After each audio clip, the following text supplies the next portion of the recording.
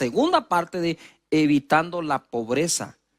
Porque aunque estamos viviendo en un momento con cientos de miles de nuevos desempleos, eso no significa nunca que vivamos fuera de la bendición de Dios. Seguimos estando bendecidos por Dios y será una oportunidad que tendrán muchísimas personas de ver la bendición de Él y que prospere el trabajo de sus manos. Así que en la anterior enseñanza hablamos un poco de la pereza, de cómo nos trae pobreza, de cómo las personas desperdician, despilfarran los bienes, etcétera. ¿Qué es lo que quiero decir? Es, no pudimos evitar que esto viniera al planeta. Algunos no pudieron evitar el desempleo, pero todos podemos evitar empobrecer por otras razones. O sea, no tengo control de lo que no está en mis manos, pero de lo que está en mis manos debo ejercer un sabio control para poder seguir adelante. En Proverbios capítulo 6, verso 6, dice así: ve a la hormiga, oh perezoso, mira sus caminos y sé sabio, la cual no teniendo capitán, ni gobernador, ni señor, ojo acá, no tiene capitán, gobernador, ni señor, no tiene jefe la hormiga. Prepara en el verano su comida y recoge en el tiempo de la cosecha su mantenimiento.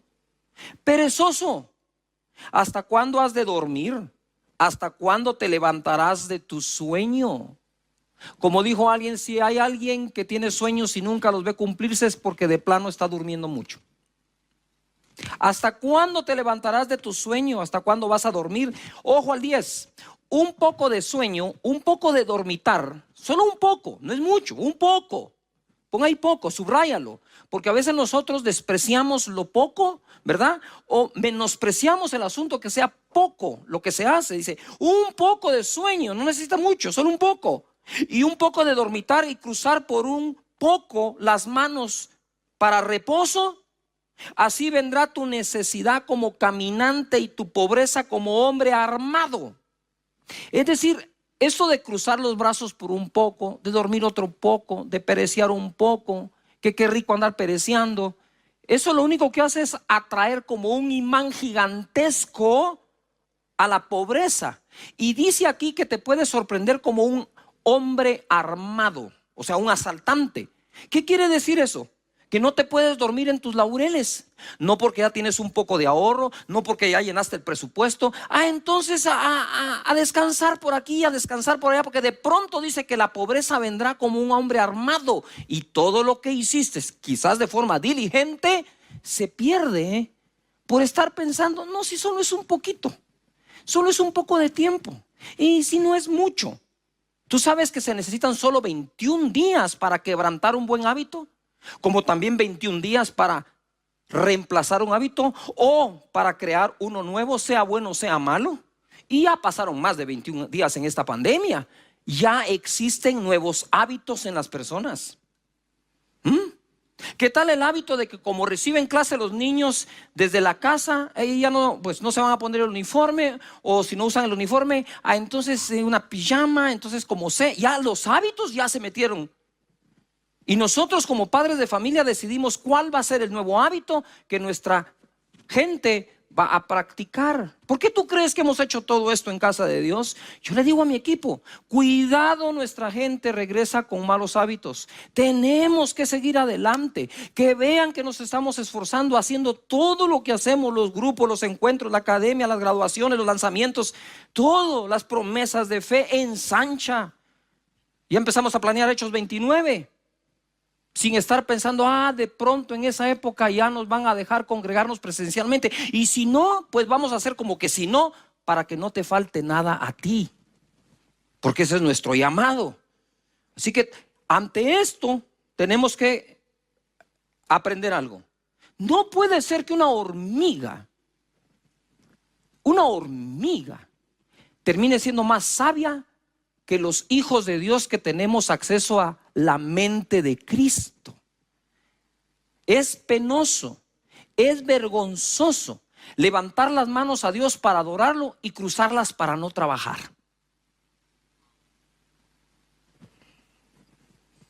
Yuju, hasta un guavo iba aquí.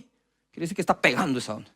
Debemos ser diligentes. Yo no voy a decir algo, ser diligente o negligente no hace acepción de personas. Los principios de cómo trabajar y todo, no hace acepción de personas, de ninguno, ¿verdad? Y yo les he contado esto, que me recuerdo que un viernes fui a una vigilia de esas clásicas, que empieza a las 9 de la noche, termina a las 6 de la mañana. Yo no me quería perder nada. Puntual, el primer cántico había que estar ahí, ¿verdad? Y aquellas vigilias en que uno salta, danza, se acaban las calorías, ya para la medianoche uno ya está que no sabe ni qué pasó, porque se acabaron las calorías, ¿verdad? Y entonces termina la vigilia a 6 de la mañana y yo voy para mi casa cuando, ¡boom!, sin gasolina el carro. ¿Por qué no tenía gasolina el carro? Simplemente porque no seguí el consejo de ser diligente, que incluso me dio mi pastor, aunque se lo oí después. Dije, ay, ahí estaba la clave. Él decía, nunca espere que el tanque de gasolina se vacíe. Cuando se gaste un cuarto de tanque, llene el cuarto de tanque, o medio tanque y lo vuelve a llenar. Ah, no, la belleza que iba a hablar hasta en lenguas esa noche, como yo en el Espíritu Santo, decidió que todavía, por la gracia y la misericordia de Dios y los ángeles que me rodean, ese poco de gasolina iba a alcanzar. Pues no alcanzó. Y los ángeles creo que solo me observaron diciendo, la negligencia no hace acepción de personas.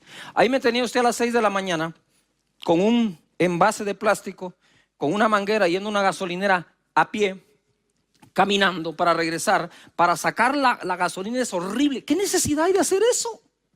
Si de todas maneras le tenía que echar gasolina. Pero miren, antes de ir a la gasolinera, reprendí a Satanás, al diablo de escasez de gasolina, a la escasez de combustible. Reprendí, hablé en lenguas, canté, le di vuelta al carro y no arrancó.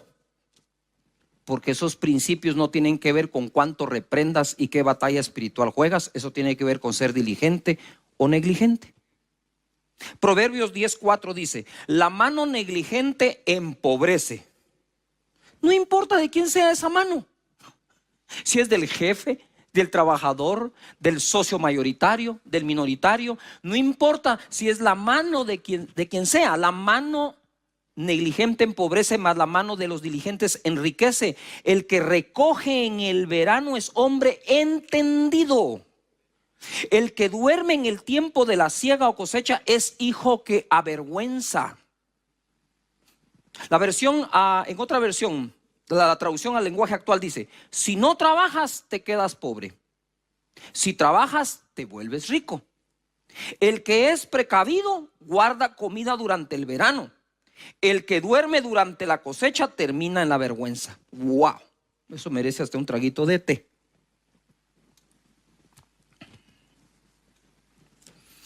Diligente, como les dije la otra vez, significa afinado en lo que hace.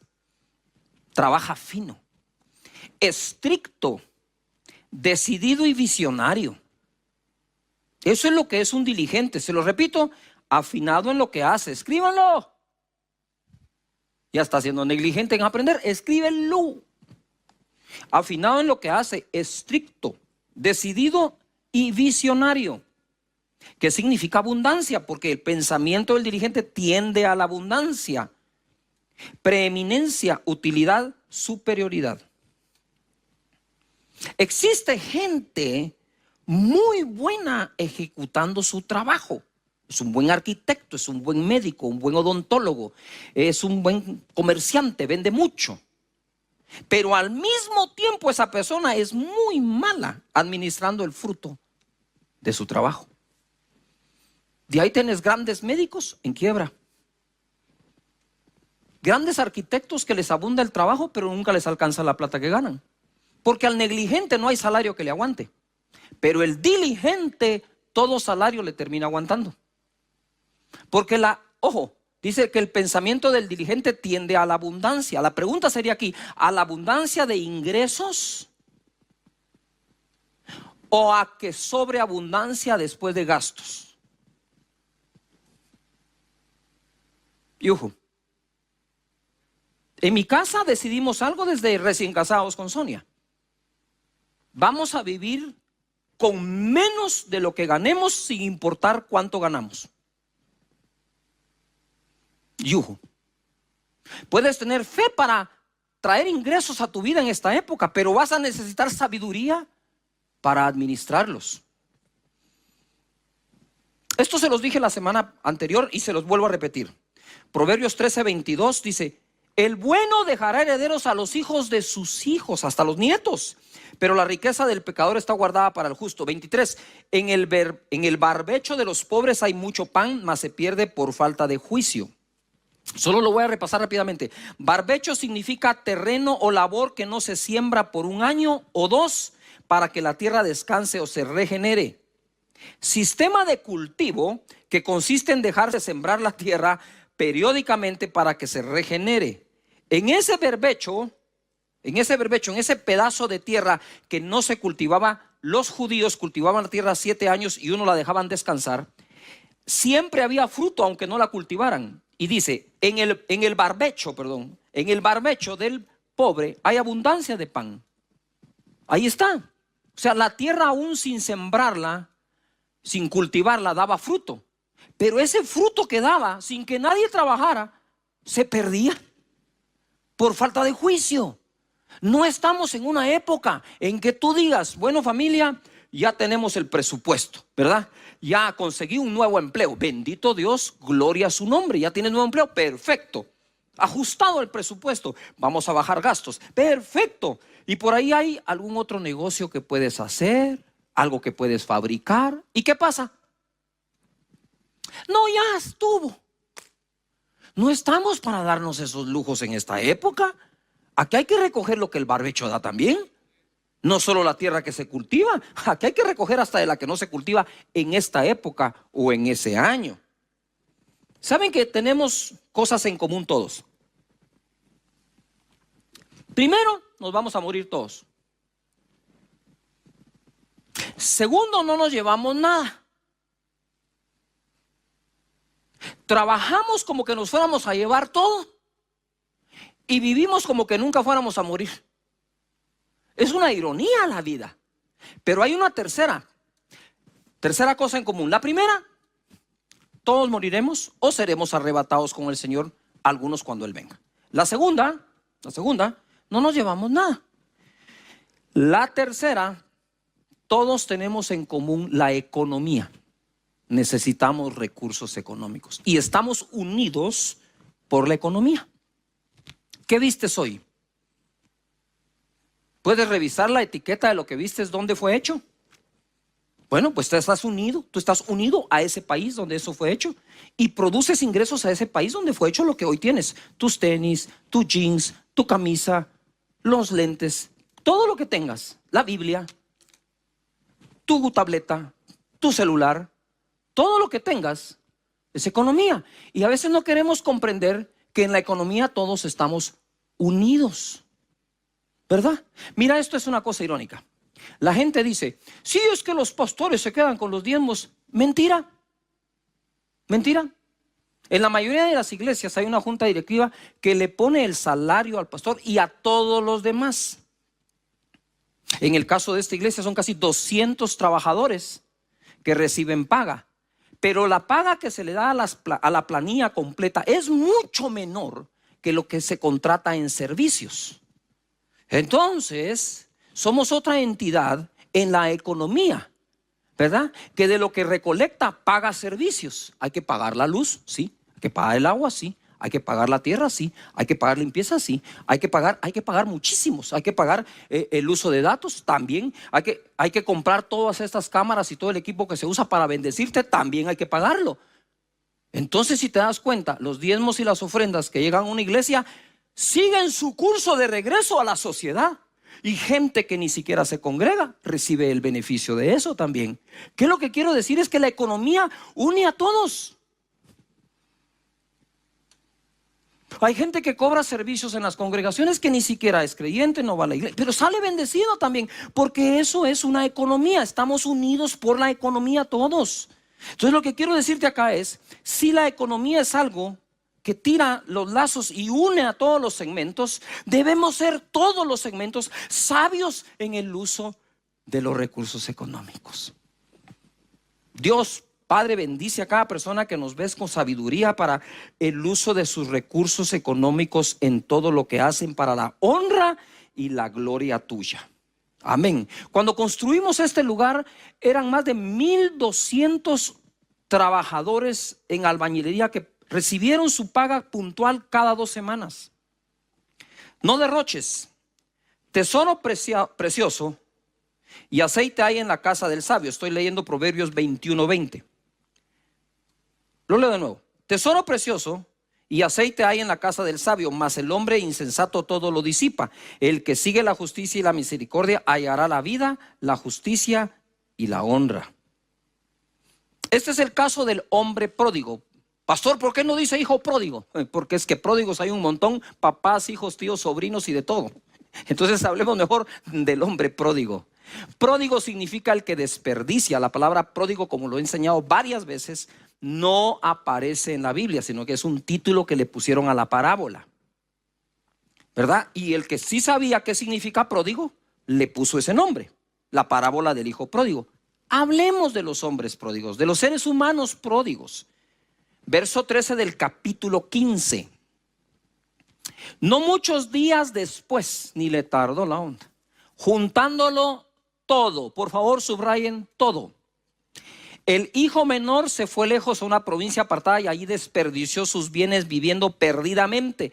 Y cuando todo lo hubo malgastado, vino una gran hambre en aquella provincia y comenzó a faltarle. Se juntó, como dice alguien, el hambre con las ganas de comer. Justo cuando llegó la crisis a la provincia, aquel lo había malgastado todo. Yo escribí algo, dije, bueno, si algún día pierdes todo, pero sabes cómo lo hiciste, lo puedes volver a recuperar. Pero si tienes de todo y no sabes cómo se hizo, el día que lo pierdas, no sabrás ni por dónde empezar.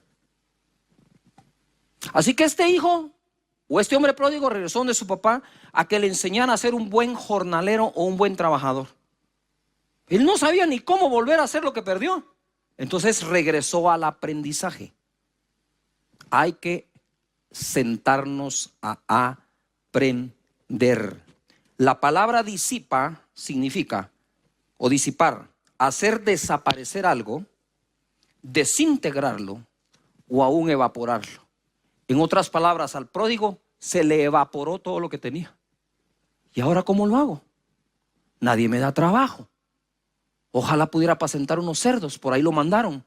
Quisiera comer de eso. ¿Cómo teniéndolo todo puede llegar ahí? Ojo acá, vuelvo al principio de la predicación, que no te tome por sorpresa.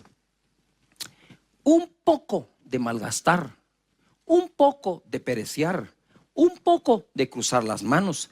Así vendrá tu pobreza repentinamente como un asaltante armado. Yo no quiero esas sorpresas. Nadie quiere esa sorpresa. Pero hay una diferencia entre aquello que deseo que jamás pase y lo que hago para que no pase. Las personas que hoy en día han perdido todo en medio de una crisis como esta, pero saben cómo hacerlo, son las personas con menos miedo al futuro. Agarran a su familia y dicen, ya sabemos cómo se hace, ¿verdad? Sí, bueno, lo vamos a volver a hacer. Y para adelante. Entonces, quizás es tiempo para reaprender, para meditar. ¿Qué pasa si hubiera aprendido esto antes? Bueno, ya no podemos regresar el tiempo. Pero ¿qué pasa en el futuro si no lo aprendes ahora? Vamos a repetir los mismos errores del pasado porque esta pandemia tiene que hacer que nos sentemos a pensar y a meditar en qué hemos hecho y qué hemos dejado de hacer. En casa del sabio hay riquezas y perfumes, pero el necio gasta todo lo que tiene. El que busca ser recto y leal encuentra vida y honor. Y ahora voy a la traducción al lenguaje actual. En casa del sabio hay riquezas y perfumes. En casa del tonto solo hay desperdicios. Y escribí acá, este hombre pródigo perdió todo. Ay, ¿cómo lo digo? Lo digo como es, por tonto. Perdió todo por tonto, porque en la casa del tonto solo hay desperdicios, dice. Y vivió, dice, desperdiciando los bienes. Vicios y malas juntas, Proverbios 23:20. Por aquí estoy tomando un poco de la semana anterior que enseñé y algo nuevo. Y ahorita no te lo pierdas porque se pone buenísimo. No estés con los bebedores de vino ni con los comedores de carne, porque el bebedor y el comilón empobrecerán, y el sueño hará vestir vestidos rotos. Empobrecer y vestidos rotos. Oye a tu padre, a aquel que te engendró, y cuando tu madre envejeciere, no la menosprecies. En la versión Dios habla hoy, dice así: no te juntes con los borrachos ni con los que comen demasiado, pues los borrachos y los glotones acaban en la ruina y los perezosos se visten de harapos.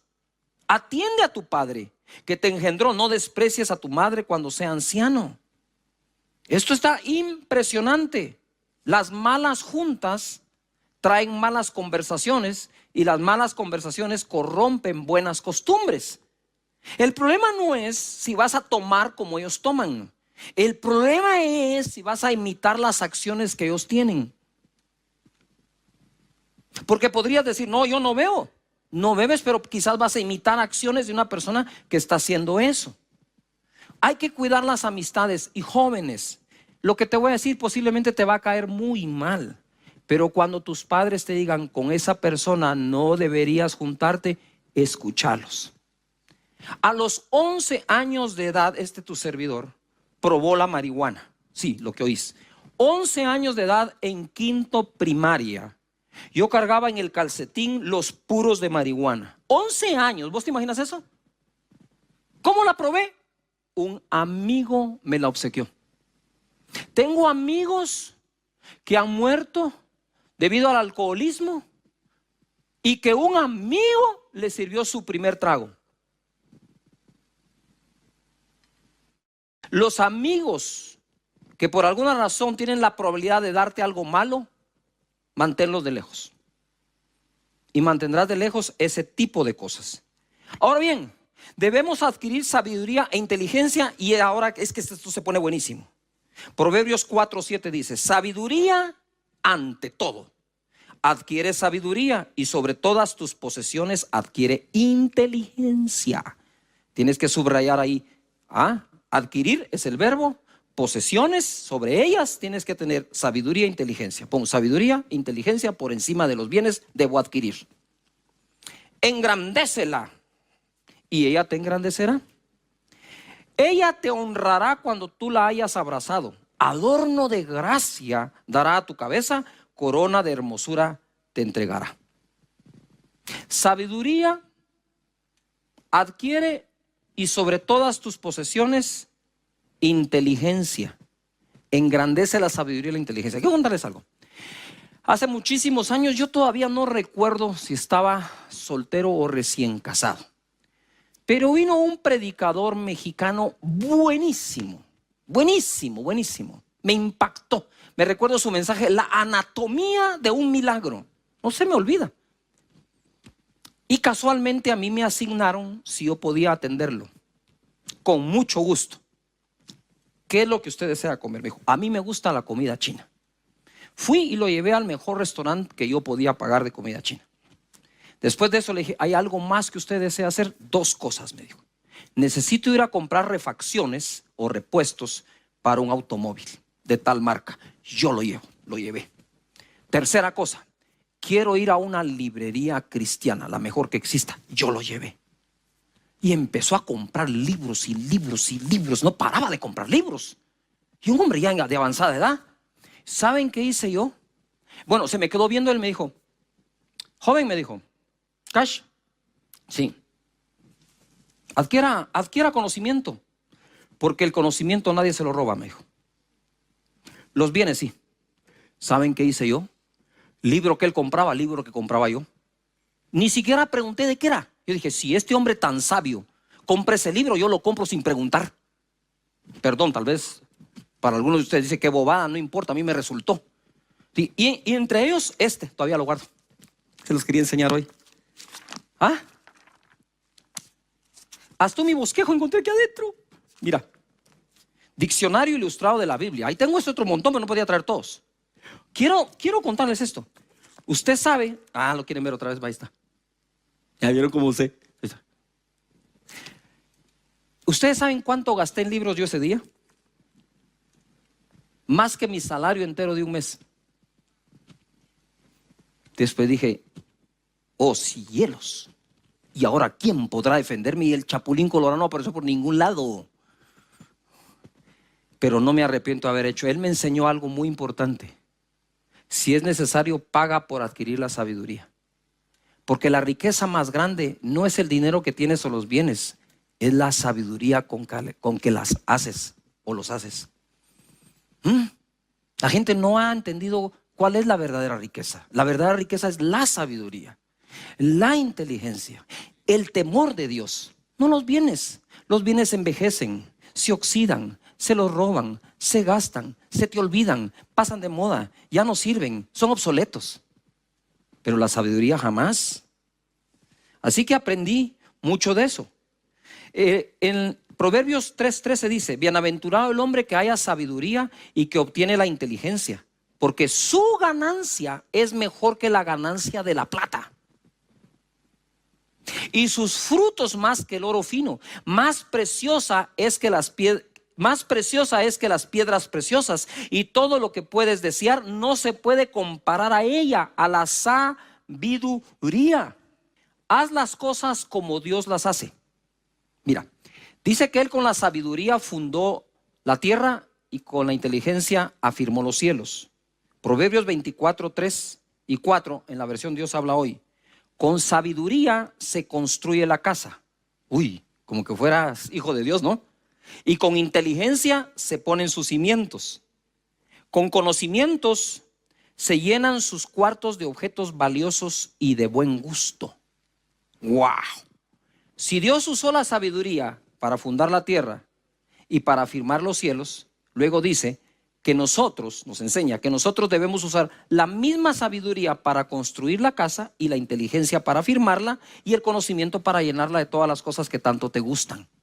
Pero nosotros tenemos gustos, ¿verdad? A mí me gustaría este mueble, a mí me gustaría este televisor, a mí me gustaría este comedor. Sí, la inteligencia y la sabiduría, ¿dónde está?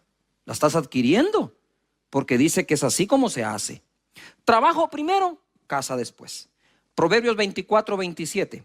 Prepara tus labores fuera y disponlas en tus campos, y después edificarás tu casa. La gente primero hace la casa y después anda buscando sabiduría para pagarla. Primero la sabiduría, después la casa. Primero el trabajo, el negocio. Ahí es donde primero se invierte y luego lo demás. Palabra de Dios para todos se lee así: antes de construir tu casa, asegúrate de tener preparados tus cultivos y ordenadas tus labores. En la versión Dios habla hoy dice: arregla tus negocios en la calle y realiza tus tareas en el campo, y luego podrás construir tu casa. Proverbios 19:14 dice: la casa y la riqueza son herencia de los padres, mas de Jehová la mujer prudente. ¿Cuánta gente ora porque Dios le envíe su pareja a sus hijos? Creen la segunda parte del verso, mas no la primera. De Jehová es heredarle una buena mujer a tu hijo, créelo. Pero de los padres es llegar a heredarles la casa y los bienes. Pero no podemos heredar bienes si no educamos a quien nos va a heredar. Porque Salomón decía: será vanidad y mucho dolor que el que venga después de mí no sea sabio para hacer las cosas. Por eso esa sabiduría para la economía se toma en el hogar. Es importante que lo hagamos. Pero te agrego una más: bendición para los nietos. Proverbios 13:22 dice: el bueno dejará herederos a los hijos de sus hijos. Y en la versión de la traducción al lenguaje actual dice así: las riquezas del hombre bueno serán para sus nietos, pero las riquezas del pecador serán la herencia de la gente honrada. Bendito sea el Señor. Y quiero ir cerrando con esto. Mira, Dios dice que primero mires por tu negocio y después harás tu casa. Si ya respetas eso, puedes pasar al segundo nivel. Que la casa y los recursos económicos son herencia de los padres mientras Dios le consigue mujer. Quiere decir que el factor tiempo que transcurre desde que tienes a tu hijo a que llega a casarse, en ese tiempo Dios quiere bendecirte para que heredes a ellos. Pero además dice que ese hombre justo que hace bien las cosas podría dejar herederos a los nietos o a los hijos de sus hijos. Tú dices, Pastor Cash, si me acompañan por favor, Pastor Cash, yo creo que ya es tarde para mí, ya estoy grande, no hice ni una ni la otra. Para serte sincero, puede ser posible, es posible, pero no estás tarde para enseñarle a tus hijos a que amen el adquirir sabiduría y conocimiento, el que hagan todo por ser sabios y diligentes, que dejen la pereza a un lado, el malgasto, el despilfarro, y se dedican a ser sabios con sus bienes y adquieran inteligencia sobre cada uno de ellos. Esa será tu buena herencia. Y a ellos se levantarán y enseñarán a los demás. Si no lo lograste enseñar a los hijos, enséñalo a los nietos. Pero es importante porque la palabra del Señor dice en el Proverbio 22, 29: ¿has visto hombre solícito en su trabajo? O sea, bueno para trabajar. Delante de los reyes estará, dice. No estará delante de los de baja condición. Solícito significa oportuno, preparado, rápido, que ha desarrollado sus habilidades. Y para cerrar voy a ir de nuevo a este libro. Ese día aprendí más con este hombre de Dios en una librería que lo que predicó en el púlpito. Solo me recuerdo el título de su prédica: La anatomía de un milagro. Habló de la unción, del poder para sanar enfermos. Me encantó. Pero lo que aprendí entrando con él a una librería nos ha valido hasta este día. Lo que aprendí en el regazo de mi madre, a contar los recursos, a saberlos administrar, a ser diligente, a que el pensamiento tiende a la abundancia. Eso no tiene precio alguno. Así que te dejo allí esa propuesta: adquiere la sabiduría, el conocimiento. Tocan 9 temas: la paternidad de Dios, sus nombres que santificamos, su reino, su voluntad, su provisión, su perdón, el librarnos de la tentación y del mal. Y termina cerrando con que de Él es el reino, la gloria y el poder por todos los siglos. Amén. Hoy vamos a tratar el tema, ¿verdad? Porque vamos en esta secuencia de el pan nuestro de cada día, dánoslo hoy. Primera cosa, y para que vayamos metiéndonos acá. Cuando llegamos a pedir el pan o la provisión, ya hemos reconocido a Dios por Padre. Como he dicho, sin la correcta doctrina de la paternidad de Dios y en la relación con Él como nuestro Padre, es muy difícil tener las demás doctrinas de manera saludable. Porque pasar de que solamente es Dios y nosotros criaturas, a que es nuestro Padre y nosotros sus hijos, que somos herederos de Él y coherederos con Cristo, cambian muchas cosas. De tal manera que ya pasaste por reconocer su paternidad, disfrutar de ella, ¿verdad? Puedes hablar con Él de todas las cosas que hace como Padre para ti. Yo le digo: Señor, yo estoy seguro que mientras dormía, según el Salmo, tú hiciste algo por mí anoche, se va a manifestar hoy. Eso he enseñado y eso es lo que vivo también. Y Padre, muchas gracias por adoptarme, por darme derechos, por darme tu espíritu, por hacerme nacer de nuevo. Esa paternidad hermosa, eres un buen Padre. Y luego pasamos a hablar de su nombre, ¿verdad? Y dentro de los nombres está Jehová Jireh, por lo tanto Él es proveedor. Y después de eso venimos a pedir que su reino, ponga atención a eso, quiero que subraye la palabra reino porque tiene mucho que ver con la provisión. Para que venga tu reino, que se haga tu voluntad. Para cuando llegas a decir el pan nuestro de cada día, dánoslo hoy. La renta de la casa, por favor, dámela hoy. El colegio de los hijos para pagarlo, dame el ingreso hoy. El trabajo que me hace falta, dámelo hoy. Cuando llegas allí, tú estás súper archi mega recontra conectado con tu Padre y todo lo que Él es. Por lo tanto, tu fe se va activando. Por eso es que Él no dejó el pan nuestro, aunque lo necesitamos al principio de la oración, sino lo deja ahí en medio. Ahora, otra cosa más. La gente dice que orar no es pedir, pero mira, Padre nuestro que estás en los cielos, santificado sea tu nombre, lo estás adorando. Venga a nosotros tu reino es una petición, hágase tu voluntad es una petición, danos el pan de cada día es una petición, perdona nuestras deudas es una petición, líbranos de la tentación es una petición y del mal es una petición. ¿O no son peticiones? Estás pidiendo que venga su reino, estás pidiendo que se haga su voluntad, estás pidiendo el pan, estás pidiendo, ¿verdad? Perdón por los pecados, estás pidiendo que no entres en tentación y ser libre del mal. Sí, está llena de peticiones la oración. Entonces volvamos de nuevo. El pan nuestro de cada día, dánoslo hoy. Uy, solo ahí hay mucho que desarrollar. Primero, ¿de quién es el pan? Exacto. Lee. El pan nuestro. Es nuestro el pan. ¿Estamos de acuerdo? Es nuestro. ¿Pero quién lo tiene? El Padre. El pan nuestro de cada día, dánoslo hoy. Ahora bien, el pan es nuestro según esto. Lo tiene Dios. Entonces, ¿se pide o no? Por supuesto que se pide. Dánoslo hoy. Es una petición. Y luego de acá viene esto. Esta interpretación, ¿verdad? Tradicionalmente se ha creído que es el pan de un día, dámelo este día. O sea, ¿verdad? El pan del lunes, el lunes. No necesito que me des el pan del martes, el lunes. Pero si eso fuera así, estaría fuera de todo el contexto bíblico de lo que Dios ha hecho para proveer, excepto con el maná que dio en el desierto, en el cual ya no estamos, ni el pueblo de Israel está. Si esa interpretación fuera la más correcta, entonces Israel no sería el país próspero que es, sino que estarían todavía recogiendo el maná. Aquí es la provisión de cada día, dámela hoy. Por eso es que tienes refrigerador. En tu refrigerador hay pan para más de un día, hay alimento para más de un día. Déjame irte explicando esto porque se pone fenomenal. Vas a ver cómo coincide con todas estas escrituras. Si lo tomamos literal, es decir, el pan de un día, dámelo solo este día.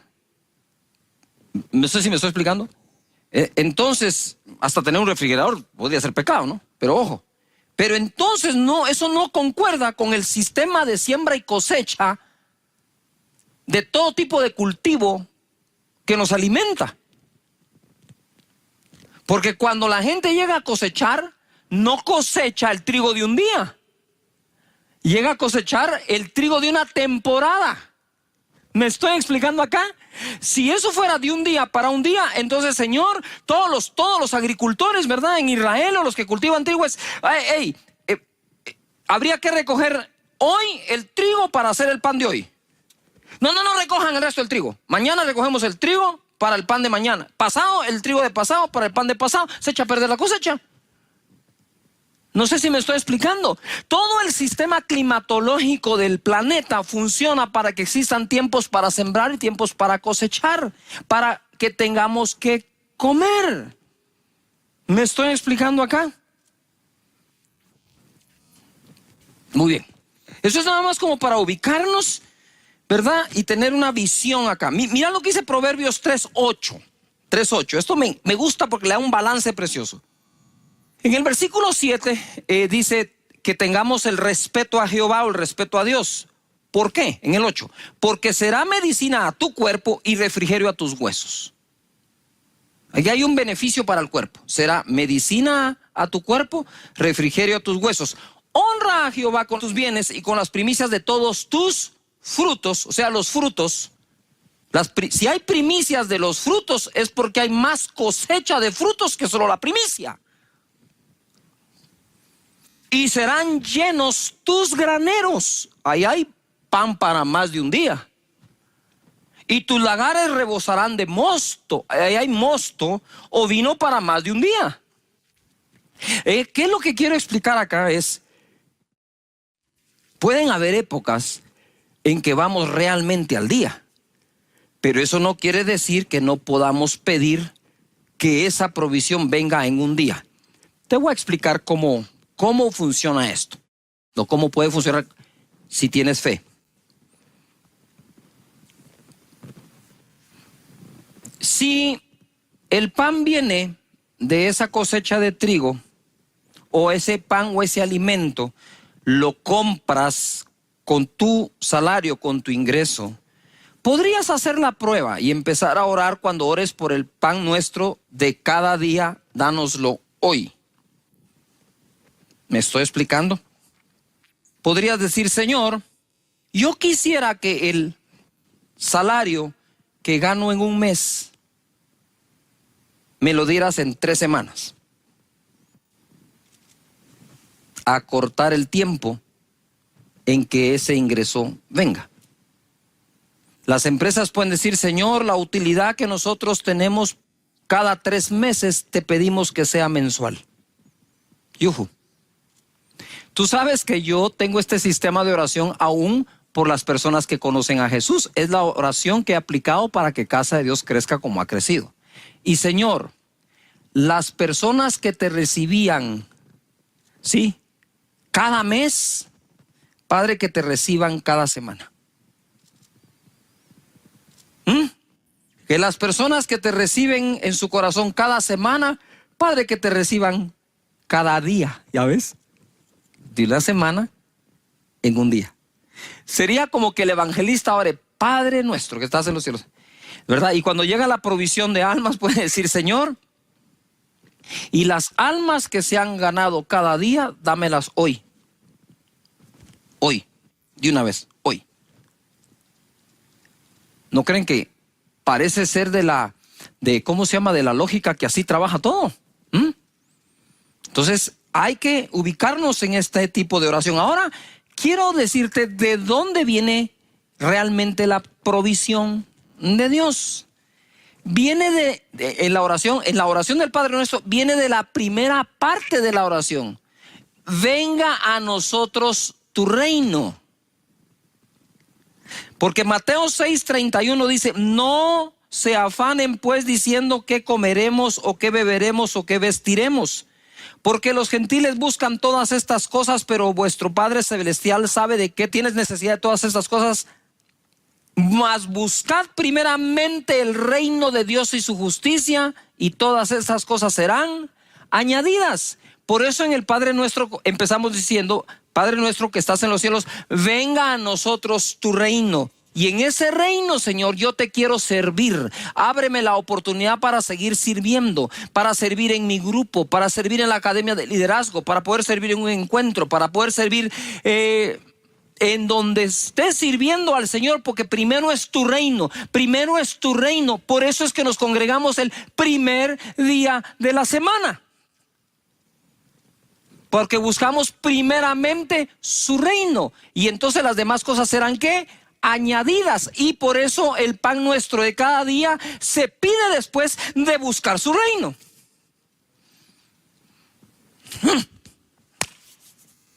Padre, yo me voy a congregar aquí.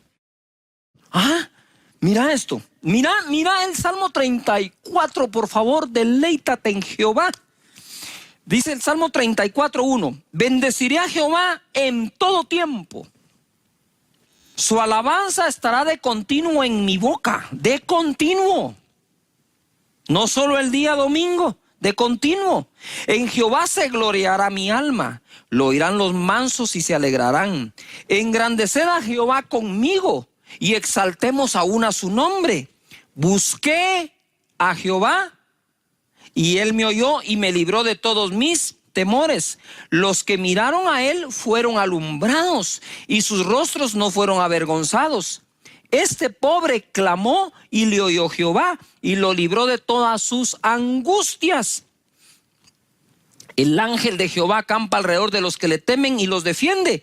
Gustad y ved que es bueno Jehová. Dichoso el hombre que confía en él. Temed a Jehová vosotros sus santos, pues nada falta a los que le temen. Ojo, los leoncillos, los cachorros de los leones necesitan y tienen hambre, pero los que buscan a Jehová no tendrán falta de ningún bien. Mira el cierre que le da David a esto. Bendeciré a Jehová en todo tiempo, su alabanza estará de continuo en mis labios. Está diciendo él acampa alrededor de los que le temen. Este pobre clamó y lo libró de las angustias. Me imagino que esas angustias estaban relacionadas con el estado económico por el cual el rey David pasó en ese momento. Pero al final dice, pero los que buscan a Jehová, buscad primeramente el reino de Dios y su justicia, y las demás cosas serán, ¿qué? Añadidas. Venga tu reino, dame el pan de cada día hoy. Como que la estructura del Padre Nuestro es inspiración divina, pues no puede ser otra cosa. Amén. Mira, como les he dicho, a mí me gustan tanto los deportes como el apóstol Pablo. El apóstol Pablo, si no se recuerdan que él dice, todos los que corren en el estadio, la verdad corren, pero correr de tal manera que... ¿Se recuerdan? Él mismo habla de eso. A mí me gustan mucho los deportes porque aprendo. Y entonces cuando a uno le están enseñando alguna disciplina de deporte, por ejemplo, si yo voy y levanto unas pesas, ¿verdad? Dice, bueno, así levantan las pesas un amateur. Después te ponen, pero así las levanta un pro, un profesional. Y la técnica, cómo la agarran, cómo la suben. Me estoy explicando, hay técnica. ¿Cómo pateo la pelota Cash Luna de fútbol? Como un amateur me sale para allá, ¿cómo la patea un pro? Ellos saben dónde ponen el peso, cómo se inclinan, qué ángulo agarran, cómo patean la pelota, dónde dejan la vista. ¿Cómo juega golf un amateur? ¿Y cómo juega golf un pro? ¿Cómo juega? Me estoy explicando. La diferencia son los gestos, el orden, la estructura. Ahora, perdón acá lo que voy a decir. ¿Cómo ora un amateur y cómo ora un pro? Yuju, valga la comparación. Dios quiere que aprendamos a orar como pros. Profesionales en oración para la gloria del Señor. Que sepamos qué se ora primero, para poner fundamento, qué se ora después, cómo va increciendo la oración hasta decir, dame el pan de cada día hoy. Él es nuestro proveedor. Déjame seguirte diciendo acá. Los que buscan a Jehová no tendrán falta de ningún bien. Salmo 23:1. Jehová es mi pastor. Nada que me faltará. Buscad primeramente el reino de Dios y esas cosas serán ¿qué? Venga tu reino y después el pan nuestro de cada día, dánoslo. Ven la estructura, perdón que insista en esto, no quiero ser tan redundante, pero quiero dejarlo tan claro que cuando tú estés orando y llegues a ese momento, digas, Padre, no me hará falta de ningún bien, y empieces a pedir conforme su voluntad. No olvidemos que ha sido Dios el que nos ha provisto. Deuteronomio 8:11 dice, cuídate de no olvidarte de Jehová tu Dios para cumplir sus mandamientos, sus decretos y sus estatutos que yo te ordeno hoy. No suceda que comas y te sacies, ojo, y edifiques buenas casas. No dice edifica una casa, no dice edifiques una buena casa, dice, y edifiques buenas casas en que habites, y tus vacas y tus ovejas se aumenten, y la plata y el oro se multipliquen, y todo lo que tuvieres se aumente, y se enorgullezca tu corazón, y te olvides de Jehová tu Dios, que te sacó de la tierra de Egipto, de casa de servidumbre. Y digo yo, Señor, si dice tu palabra acá, y se vuelva orgulloso tu corazón y te olvides, quiere decir que el hecho que nos bendigas de esa forma, como dice Deuteronomio, abre la posibilidad de que alguien se vuelva orgulloso y se olvide de Dios y se olvide de ti. Si existe la posibilidad que una persona que bendigas tanto se olvide de ti, ¿para qué la bendices? Y el Espíritu Santo creo que me mostró y me enseñó que son dos cosas separadas la una de la otra. Entonces, porque existen algunas personas que se puedan volver orgullosos y olvidarse de Dios, Dios va a decir, no puedo bendecir a nadie.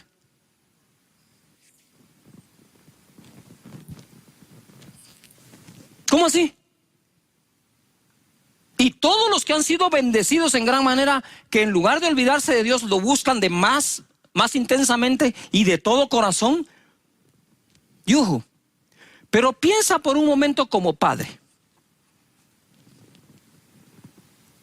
¿Te gustaría ver a tu hijo mal, pero que no se olvide de ti? ¿O preferirías verlo bien aunque se olvide de ti? Ojo, esto es delicado. Personas que tienen a sus hijos viviendo en otro país como migrantes, les ha ido bien y quizás ya no llaman por teléfono a diario, hasta tienen la oportunidad de viajar para verlos en Navidad o algo y no lo hacen. Quizás el afán de la vida los absorbió, se han olvidado un poco de quiénes fueron los que lo apoyaron, lo educaron, lo bendijeron. Sin embargo, aunque al padre y madre le duela eso, prefiere verlos bien allá que mal aquí. Ese es el amor que tiene Dios como Padre para con nosotros. Él no quiere que nos perdamos, Él no quiere que nos volvamos orgullosos, pero tampoco quiere vernos sin este tipo de bendiciones. Él desea bendecirte. Mira lo que dice el verso 17 de Deuteronomio 8. Y digas en tu corazón: mi poder, ojo, y la fuerza de mi mano me han traído esta riqueza, de la que habló anteriormente. 18. Sino acuérdate de Jehová tu Dios, porque Él te da el poder de hacer las riquezas, a fin de confirmar su pacto que juró a tus padres, como en este día. Muchas cosas aprendemos de este verso. Primero es, en lugar de olvidarte, reconocerlo. Entonces lo reconocemos. Si el Señor te dio el trabajo, te dio la empresa, todo, reconócelo todos los días. Señor, si esta empresa existe es por ti, si estos clientes compran es por ti, es por la gracia que nos has dado. Gracias, Señor, por las utilidades. Aparto el diezmo que es tuyo de lo que me has dado, y lo reconoces. Eso guarda tu alma de olvidarte de que fue Él y de ponerte orgulloso. Ahora aquí hay una pequeña trampa respecto al olvido. Porque el hecho que lo mencionemos no quiere decir que realmente lo reconozcamos. Mira esta. Si tienes tanto miedo en medio de esta pandemia de lo que será tu provisión en el futuro, ¿verdad? Y temes que no va a volver a ver la provisión que había antes, lo más seguro es que inconscientemente ya se te olvidó que fue Dios el que te dio en el pasado. Porque si estás consciente que es Dios el que te dio en el pasado, ¿por qué tener miedo si va a haber en el futuro, si el mismo Dios que te dio en el pasado te dará en el futuro? ¡Yuhu! ¡Yuhu! Esto es cuestión de olvidarnos de que ha sido Dios el que nos dio el poder de hacer los bienes. No es nada más decir: yo no me acuerdo de Dios, no voy a la iglesia, no me quiero... No, que esto es muy sutil. Hay que tenerle mucho cuidado. Pero si tú sabes y reconoces que ha sido Dios el que ha provisto el pan de cada día para tu vida, no hay que temer del día de mañana, sino decir: Señor, yo reconozco, Padre eterno, que tú eres mi buen Padre, que tu nombre es Jehová Jireh, Señor, que tú me has provisto, que no le ha faltado nada a mi familia ni le faltará, porque el que dio el poder de hacer todo esto ha sido tú y seguirás siendo tú por todos los siglos, y mis generaciones sabrán que en esta casa tú eres el proveedor. Así se ora. Gloria a Jesús. Estoy muy contento hoy, ¿verdad? Porque todo esto no funciona sino en aquellos que en Él confían. Ahora dice: a fin de confirmar el pacto que juró a tus padres. Dice: y Dios, no te olvides, acuérdate que fue Dios el que te dio el poder de hacer las riquezas a fin de confirmar el pacto. ¡Wow! Hebreos capítulo 6, verso 13. Porque cuando Dios hizo la promesa a Abraham, no pudiendo jurar por otro mayor, juró por sí mismo, diciendo: de cierto te bendeciré con abundancia y te multiplicaré grandemente. Quiero hacer un paréntesis aquí.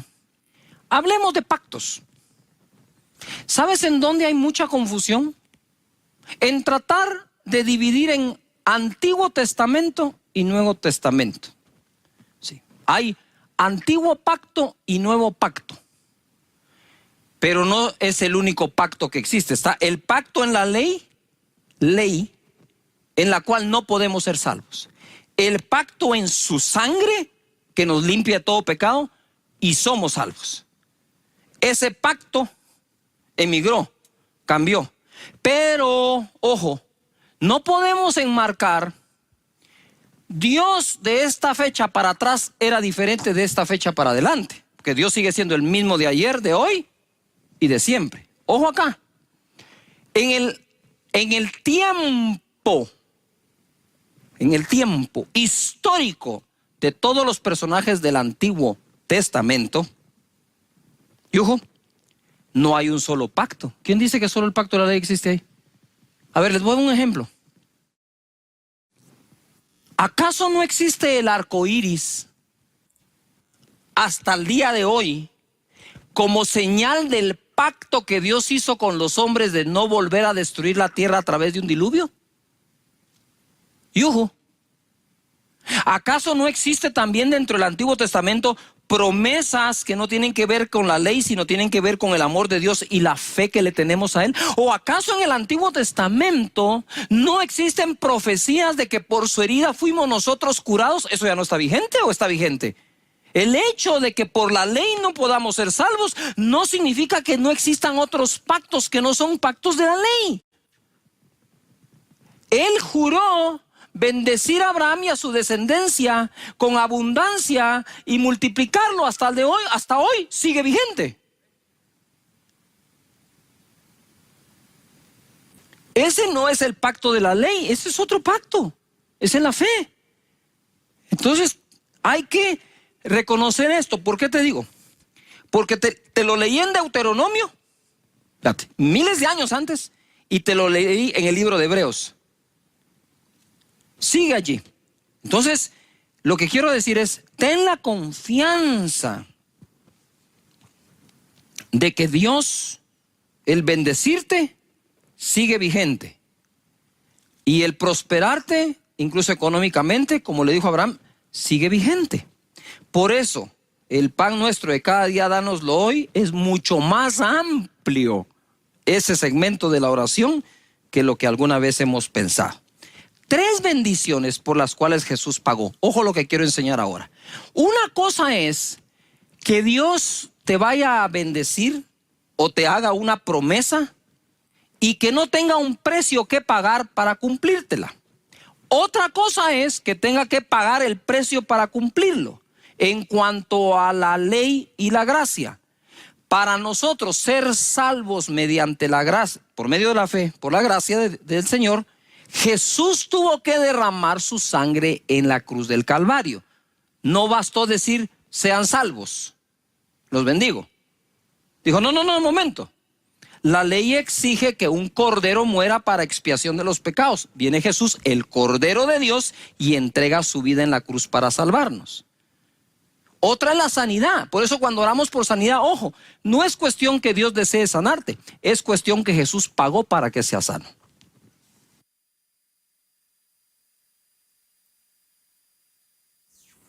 Perdón que me dé aquí la vuelta. No sé si notamos la diferencia, ¿verdad?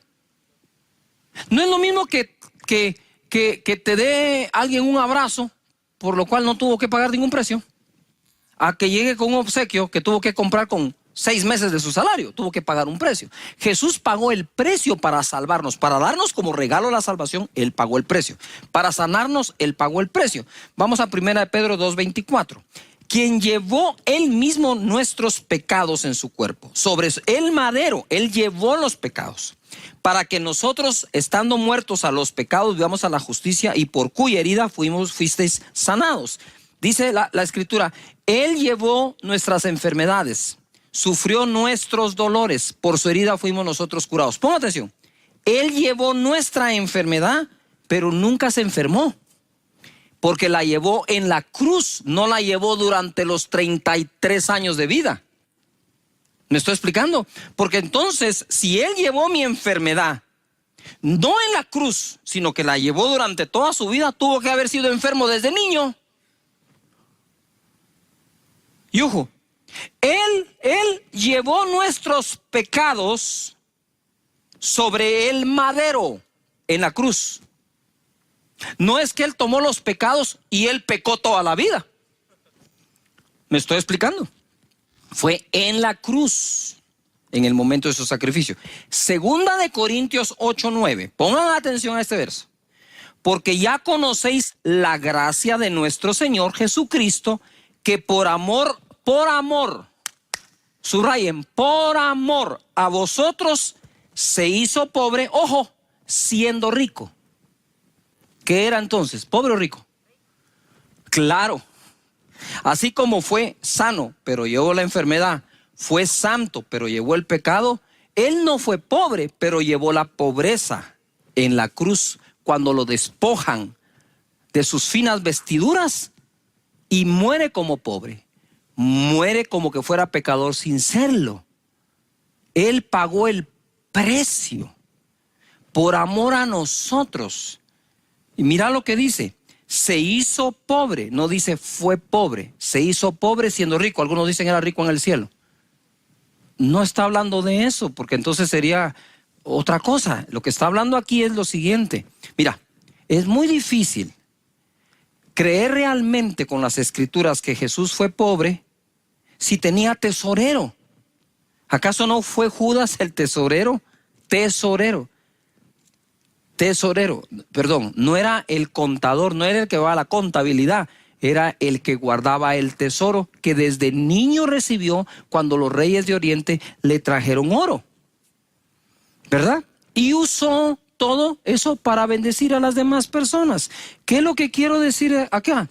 Es que Él pagó ese precio. Entonces, cuando tú vas a orar por tu provisión, vas consciente que Él pagó el precio, consciente que Dios juró bendecirte con abundancia, consciente de que Él fue el que dio el poder de hacer la riqueza, ojo acá, para confirmar su pacto. No está hablando de confirmar el pacto de la ley de nuevo. Esto es todo un estudio hoy. Pero mira, quiero ir aquí metiéndome en esto. Ahora va a tener sentido, Mateo 7:9. ¿Qué hombre hay de vosotros que si su hijo le pide pan, le dará una piedra? Que si le pide un pescado, le dará una serpiente. Pues si vosotros, siendo malos, ¿sí?, sabéis dar buenas dádivas a vuestros hijos, cuánto más vuestro Padre que está en los cielos dará buenas cosas a los que le piden. ¿Ves? Dará buenas cosas a los que le piden, porque pedir a Dios nuestra provisión es decirle a Dios: de ti dependo. De ti depende el trabajo, de ti depende mi oficina, de ti depende que tengamos clientes, de ti depende que se incremente la economía, de ti depende. ¿Tú te imaginas si los países en sus economías reconocieran a Dios y dependieran de Él? No existiría la inmensa corrupción que existe hoy. Pero quiero cerrar con una bendición. Mira, ya tenía yo todo aquí preparado y el Señor me lleva aquí y me dice: quiero que les leas esta bendición. Y ahí les va, agárrense la silla. Salmo 144:12. Sean nuestros hijos como plantas crecidas en su juventud, nuestras hijas como esquinas labradas, como las de un palacio, nuestros graneros llenos. ¿Cómo es los graneros? Llenos, provistos de toda suerte de grano. Nuestros ganados que se multipliquen a millares y a decenas de millares en nuestros campos. Decenas de millares en nuestros campos. Nuestros bueyes estén fuertes para el trabajo. No tengamos asalto, ni que hacer salida, ni grito de alarma en nuestras plazas. 15. Bienaventurado el pueblo que tiene esto. Bienaventurado el pueblo cuyo Dios es Jehová. Lo que está diciendo es: hey, si verdaderamente Jehová es tu Dios, tus graneros estarán llenos de diversos tipos de granos. Tu ganado en el campo se va a multiplicar por millares y decenas de millares. Tus bueyes para el trabajo estarán fuertes. No habrá asalto, no habrá robo, no te harán daño. Bienaventurado la nación, el pueblo que tiene esto. ¿No está claro aquí que Dios quiere bendecir aún a las naciones y a los pueblos con saludables economías y crecientes?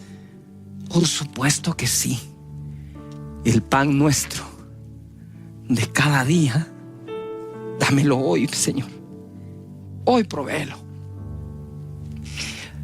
Quisiera orar por la economía de ustedes y que puedan llevar esta secuela de enseñanzas de esta serie y poder así tener la arquitectura de la oración que Jesús dejó. Padre, en el nombre de Jesús, bendice a cada persona, en su trabajo, en su salida, en su entrada, Señor, en sus oficinas, en su empresa, en su comercio.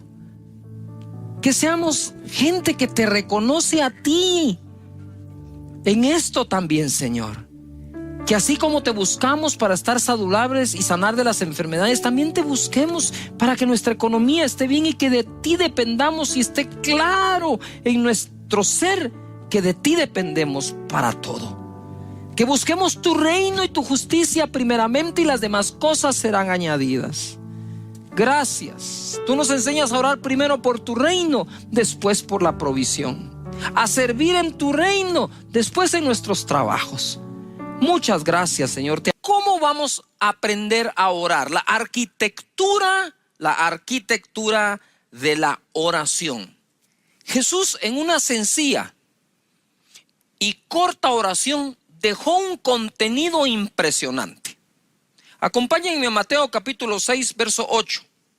Leemos así: vosotros pues oraréis así: Padre nuestro que estás en los cielos, santificado sea tu nombre, venga tu reino, hágase tu voluntad como en el cielo, así también en la tierra. El pan nuestro de cada día dánoslo hoy, y perdónanos nuestras deudas, como también nosotros perdonamos a nuestros deudores. Y no nos metas en tentación, mas líbranos del mal, porque tuyo es el reino y el poder y la gloria por todos los siglos. En esta corta pero poderosa oración, Jesús dejó 9 temas vitales para nosotros dentro de su estructura. Primero dice: Padre nuestro que estás en los cielos. Toca el asunto de la paternidad. Les dije en la ocasión anterior que decirle a Dios Padre en aquella época era considerado una blasfemia. Entonces te imaginas el shock de los discípulos hace 2000 años cuando por primera vez se escucha: ustedes orarán así, Padre nuestro. Decían, ¿qué está pasando acá? Pero era la revelación más grande que Jesús traía a la tierra, es que podemos ser hijos de Dios por su espíritu de adopción. Santificado sea tu nombre, habla del nombre del Señor, ya tocamos el tema. Venga tu reino, hágase tu voluntad en el cielo, así también en la tierra. Aquí ya tocó el tema de la paternidad, su nombre, su reino. Nota que la estructura o arquitectura de esta oración tiene prioridades en la oración.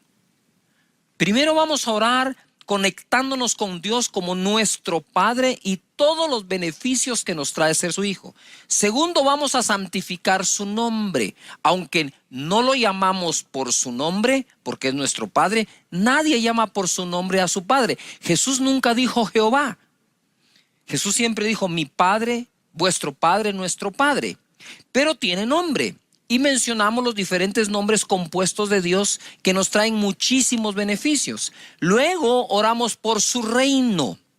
Ya te diste cuenta que cuando entramos en oración y le damos prioridad a Dios, estamos cumpliendo con aquello de buscar primeramente el reino de Dios y su justicia, y lo demás será ¿qué?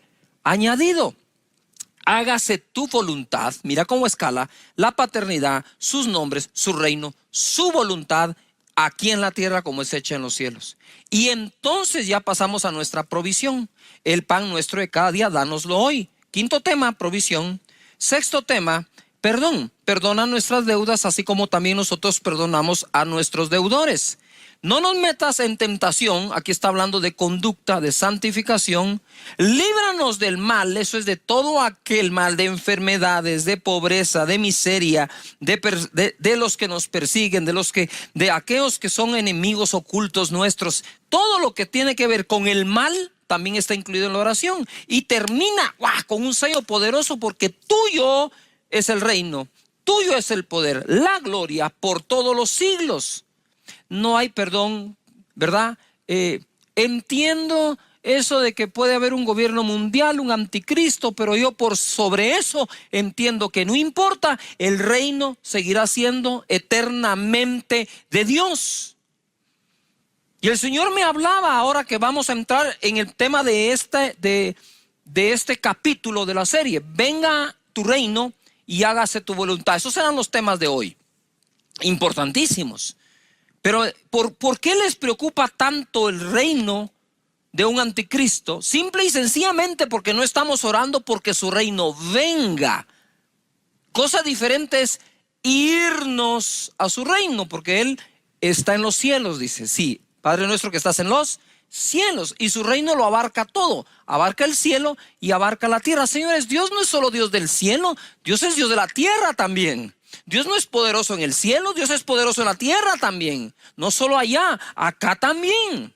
Ahora, ¿cómo poder orar por su reino si no sé de qué se trata el reino?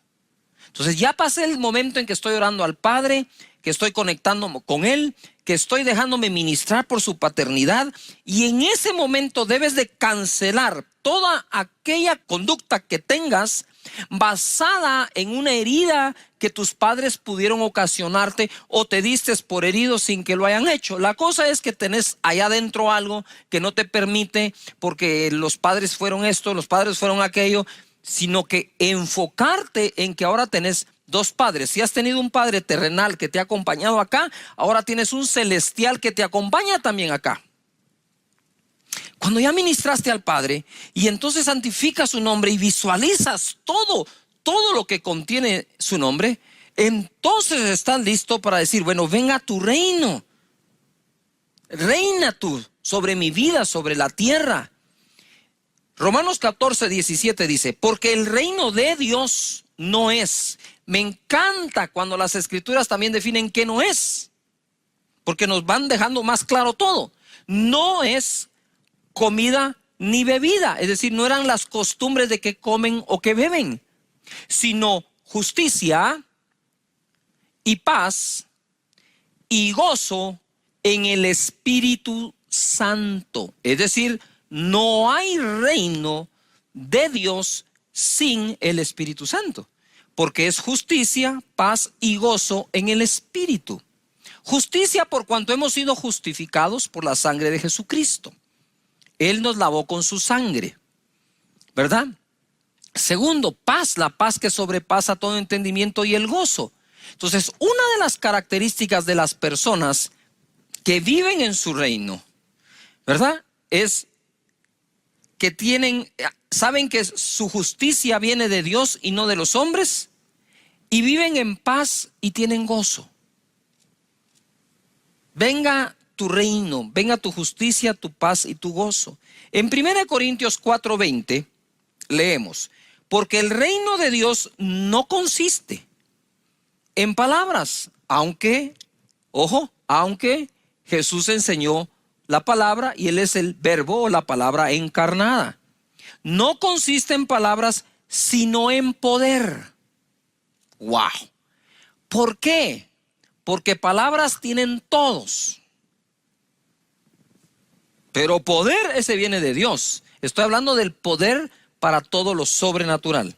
1 Corintios 2:1, el apóstol Pablo lo tenía tan claro que mira lo que dice: así que, hermanos, cuando fui a vosotros para anunciaros el testimonio de Dios, no fui con excelencia de palabras o de sabiduría, pues me propuse no saber entre vosotros cosa alguna, sino a Jesucristo y a este crucificado. Y estuve entre vosotros con debilidad y mucho temor y temblor. Y ni mi palabra ni mi predicación fue con palabras persuasivas de humana sabiduría, sino con demostración del Espíritu y de poder, para que vuestra fe no esté fundada en la sabiduría de los hombres, sino en el poder de Dios. He aquí el por qué es tan importante que el poder del Espíritu Santo sea manifiesto, para que la fe no se base en palabras de persuasiva sabiduría de hombres, no se basa en la elocuencia de una persona, no se basa en la excelencia de las palabras que tiene para hablarnos, sino en que es evidente que Dios le acompaña. Pablo lo quería una cosa era predicar a Jesús y a este crucificado. La otra era demostrarles que el reino no consistía en cuántas palabras tuviera él, sino en el poder demostrado, en el poder que se derrama, ¿verdad? El poder que toca las vidas de las personas. Yo no sé quiénes de ustedes, pero cuando yo recibí a Jesús, me recuerdo que cuando sentí tenía la mano levantada, estaba al frente, estaba orando, y como que alguien me levantó, él hacía. Ese poder, ese Espíritu Santo bello que es el que nos convence, el que nos redarguye y el que nos trae a los pies de Jesús. Para ver ese reino. Entonces, ojo, para ver ese reino necesitamos el corazón de un niño. Eso lo dijo Jesucristo. Pero esto no es una enseñanza de qué es el reino. Estos son 2 o 3 cosas del reino para ubicarte que cuando llegas a ese momento de orar, venga tu reino, sepas por qué estás orando.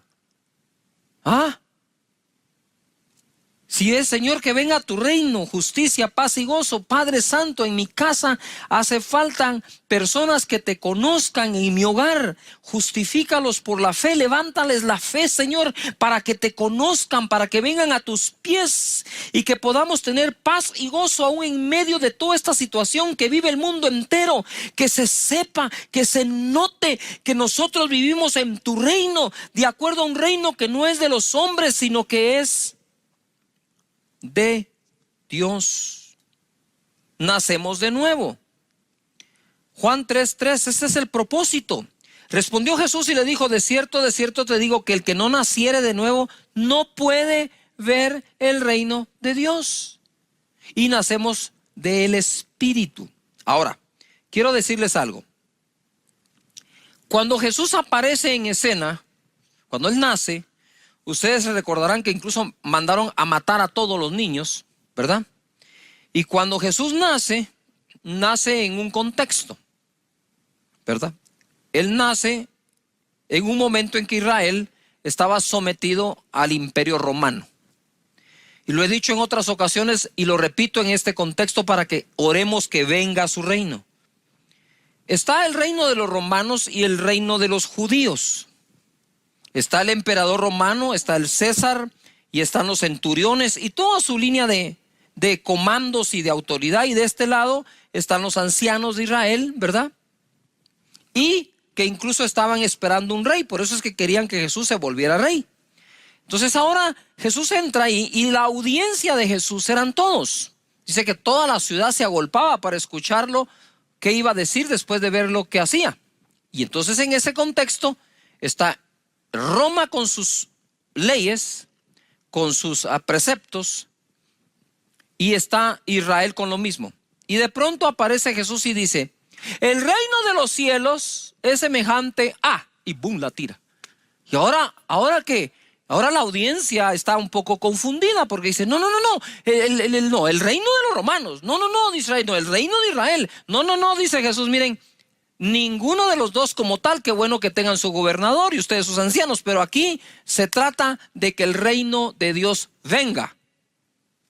Entonces yo le oro a Dios, incluso a nivel mundial, por esa política tan extrema y dividida en la que estamos viviendo. Le digo: Señor, no es el reino ni de estos ni de aquellos. Venga tu reino, Señor, todos los días, en la mañana, en la noche, que venga tu reino, que se haga tu voluntad en la tierra como es hecha en los cielos.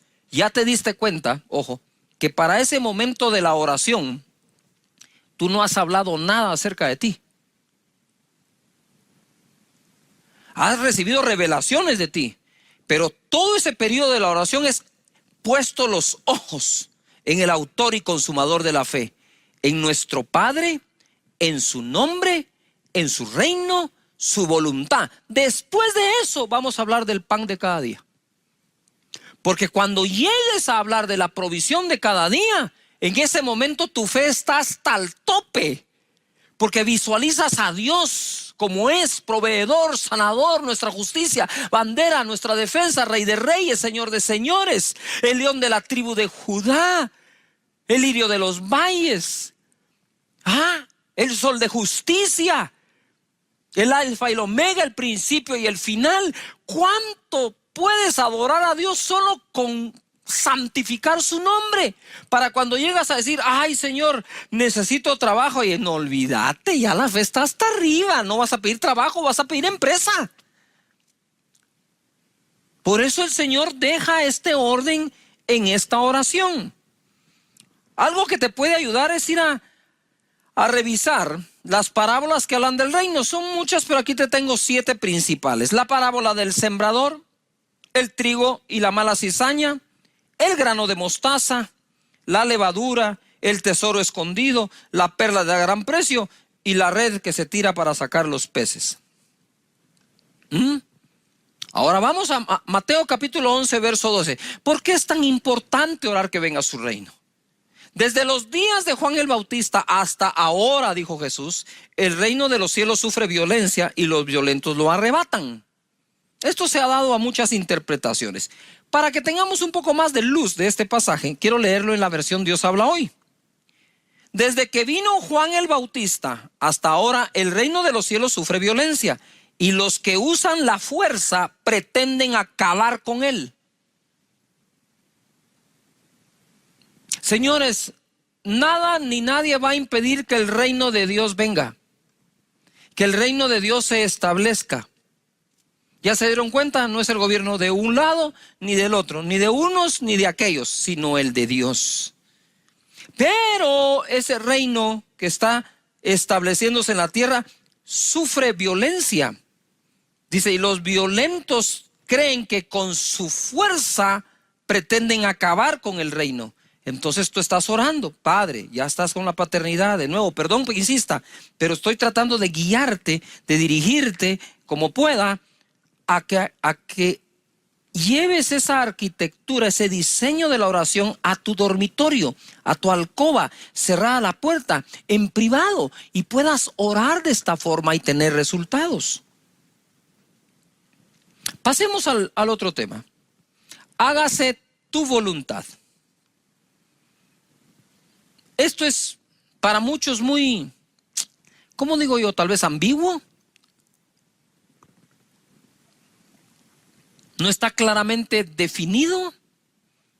Pero ¿cómo puede ser que en un hogar terrenal, el nuestro, sí esté definida la voluntad de papá y mamá para los hijos? Sí se define la voluntad. Y como hijos de Dios nos cueste tanto discernir cuál es la voluntad de Dios. Entonces vayamos de lo general a lo específico. Romanos 12:2. No os conforméis a este siglo o este mundo, sino transformaos por medio de la renovación de vuestro entendimiento para que comprobéis o experimentéis, dice otra versión, cuál sea la buena voluntad de Dios, agradable y perfecta. Para empezar, sabemos que la voluntad de Dios es buena, agradable, perfecta. Claro, hay momentos en que estar haciendo la voluntad de Dios sabemos que es bueno, pero no es tan agradable, es incómodo, y de perfección le vemos poco porque no vemos el panorama completo que Dios tiene para nuestra vida. Pero debemos confiar que todas las cosas ayudan a bien a los que aman a Dios.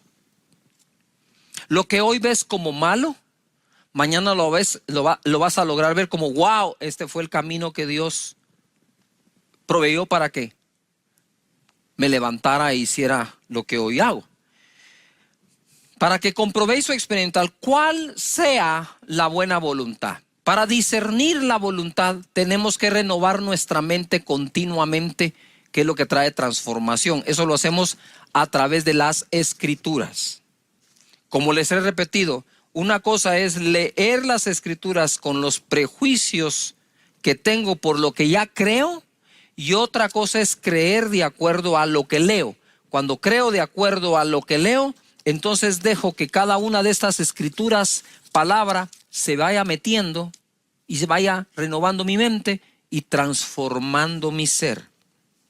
Así que la voluntad de Dios es buena, agradable y perfecta. hay que diferenciar cuando estamos hablando de hacer la voluntad de Él, que hacerla va a generar energías. Mira Juan capítulo 4, verso 34. Jesús les dijo, mi comida es que haga la voluntad del que me envió. ¿Oí cómo habla Jesús de la voluntad? Mi comida es que haga la voluntad del que me envió y acabe su obra. Él sabía que de hacer la voluntad de Dios, ¿sí?, depende mucho la energía que recibimos, porque ¿qué es comida? Sino el vehículo que trae a nosotros energía.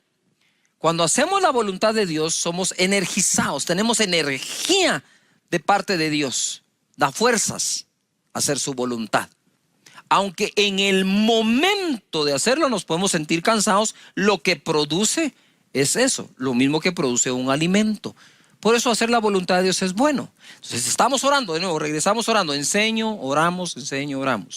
Señor, que venga tu reino, que es justicia, paz, gozo en el Espíritu, que se establezca el tuyo, no el de los hombres, Señor.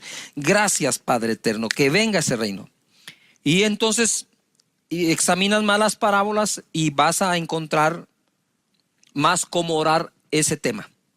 Hágase tu voluntad. Señor, que se haga tu voluntad en la tierra. Sabe que tu voluntad es buena, agradable y perfecta. Dame las fuerzas para poder practicar tu voluntad. Para en aquello que ordenes, en aquello que me mandes, yo lo logre hacer, Señor. Por favor, dame la fuerza. Sé que tu voluntad es que trabaje bien. Hoy quiero trabajar con más excelencia. Sé que tu voluntad es que dé la mía extra. Por favor, ayúdame en el trabajo. Sé que tu voluntad es que yo no provoque a mis hijos a ira. Por favor, enséñame a tratarlos bien. Sé que tu voluntad no es que yo me rebele contra mis padres, Señor, en el corazón. Padre, dame un corazón que haga tu voluntad. Sé que tu voluntad es que yo trate bien, Señor, a mi esposa, que trate bien a mi esposo. Sé que tu voluntad es, me estoy explicando, sí sabemos cuál es su voluntad, pero no es nada más saberlo. ¿Por qué Jesús dejó que oremos que se pueda hacer? Sé que tu voluntad es, andas buscando adoradores en espíritu y verdad. Señor, todos los días te voy a adorar porque es tu voluntad. Sé que tu voluntad es, Señor, que me vaya bien en lo que emprenda. Sé que tu voluntad, Señor, que se haga aquí en la tierra como es hecha en los cielos. Tu voluntad es que no exista caos. Tu voluntad es que no exista enfermedad. Tu voluntad es que no exista miseria. Señor, sea hecha tu voluntad en la tierra. Y cuando estamos orando, Dios trae tanta revelación a nuestra vida que no debes permitirte el lujo de no orar a diario. La oración es clave. Jesucristo decía, esa es mi comida es que se haga la voluntad del Padre. Mateo capítulo 21, verso 28 dice, pero ¿qué os parece? Un hombre tenía 2 hijos y acercándose al primero le dijo, hijo, ve hoy a trabajar en mi viña. Respondiendo él dijo, no quiero.